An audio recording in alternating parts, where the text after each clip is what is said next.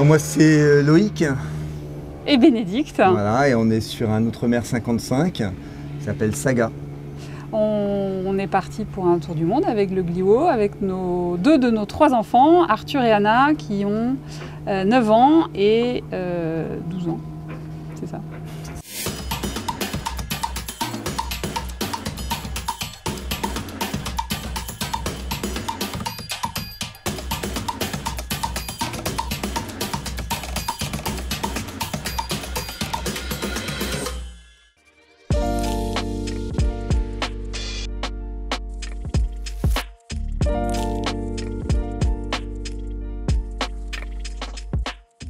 C'est pas notre premier bateau, Saga, puisqu'avant on a eu un Outremer 51, c'était Moby.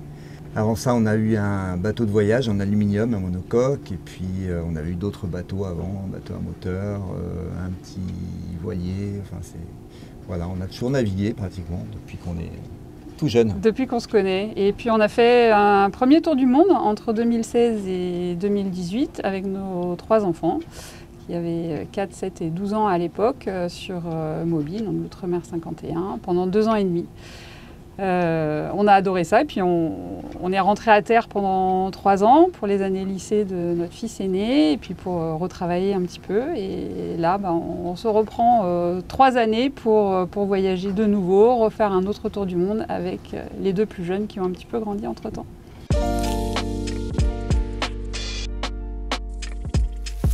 On a toujours envie de naviguer. Je crois que pour l'instant, on ne s'envisage pas toujours à terre, arrêter de naviguer. C'est quelque chose que, voilà, on sait qu'il y a ce voyage et qu'il y en aura même d'autres après. En tout cas, si on peut continuer, on le fera.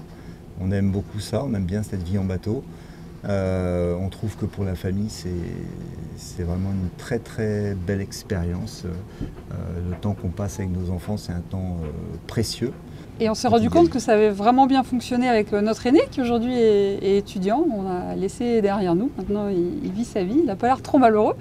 Mais en tout cas, c'est un garçon voilà, épanoui, qui est hyper autonome. Et on s'est dit que revivre de nouveau ces années bateau avec nos 2 ados, pré-ados, ça serait une bonne idée de repartir.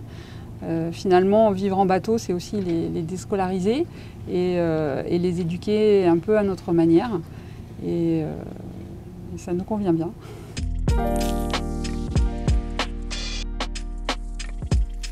Moi, je dirais que ça leur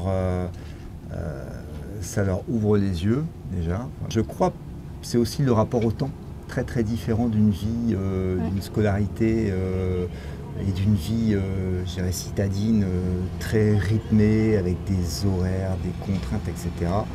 Ça les responsabilise aussi beaucoup, déjà d'être au contact toute la journée avec des adultes qui ont des responsabilités assez concrètes, plus concrètes que ce qu'ils peuvent voir de nos vies à terre, qui sont parfois un peu irréelles pour eux. Ici, on mène le bateau, on est en navigation, en traversée, on a géré la météo, les voiles, l'avitaillement, les problèmes techniques. Et ça leur donne un assez bon respect des adultes et ça donne du sens aussi aux apprentissages.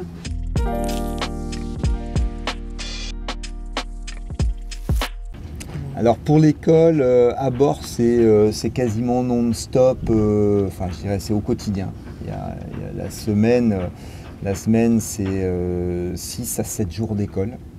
Je dirais que la règle c'est plutôt même 7 jours, c'est exceptionnel qu'on prenne un jour off.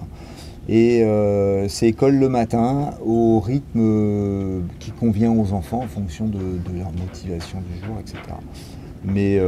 Donc il y a des jours où ils travaillent de manière très efficace, en 1h30, 2 heures, ils ont fait leur quota, puisqu'on essaye d'établir quand même un travail régulier. Puis il y a des jours où c'est plus long, plus laborieux, où ils sont plus fatigués, là, ça prend un peu plus de temps.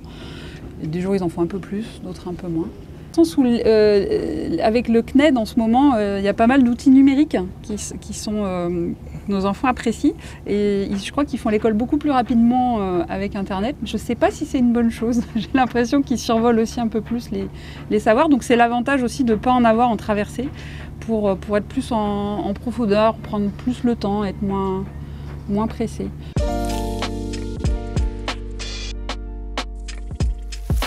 Alors pourquoi faire un rallye? Parce qu'il y en avait un et que comme notre plan de navigation correspondait à très peu de choses près au plan du rallye, on se disait que ça avait aussi d'autres avantages, de voir un peu de monde, de partager aussi cette expérience. Et voilà, cet échange, on le trouve plutôt, c'est le début du rallye, mais on le trouve plutôt enrichissant pour tout le monde, quoi. C'est de la curiosité aussi, quelque part. On aime bien la nouveauté. Et là, en faisant un rallye, on se confronte aussi au groupe qui apporte aussi beaucoup. Puis pendant cette première traversée de l'Atlantique, on a découvert aussi ce que c'était que naviguer en flotte. Et c'est assez chouette. Il y a un petit côté à la fois défi, où on se tire la bourre les uns les autres, mais sans être en régate, hein, c'est pas ça du tout. Mais il y a ce côté challenge de faire marcher son bateau, de regarder comment les autres aussi naviguent, d'imaginer le vent qu'ils ont, les voiles qu'ils ont. Et puis c'est assez inspirant de voir comment on est une trentaine de bateaux et comment tout le monde navigue finalement différemment.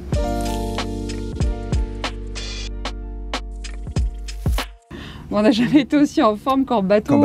C'est incroyable comment nous on a envie de naviguer longtemps, justement parce qu'on est persuadé que c'est comme ça qu'on reste le plus en forme, à la fois musculairement, mais aussi sur les articulations et puis la souplesse. Enfin, on se trouve incroyablement en forme en bateau.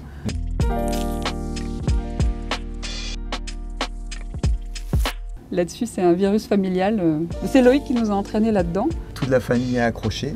On a 2 windsurfers. On a une windsurf classique, un sup gonflable, un sup vague polyvalent, 3 surfs, une planche de kitesurf, 2 morets, 2 skimboards, 3 planches de wingfoil. De wingfoil, ça fait 16.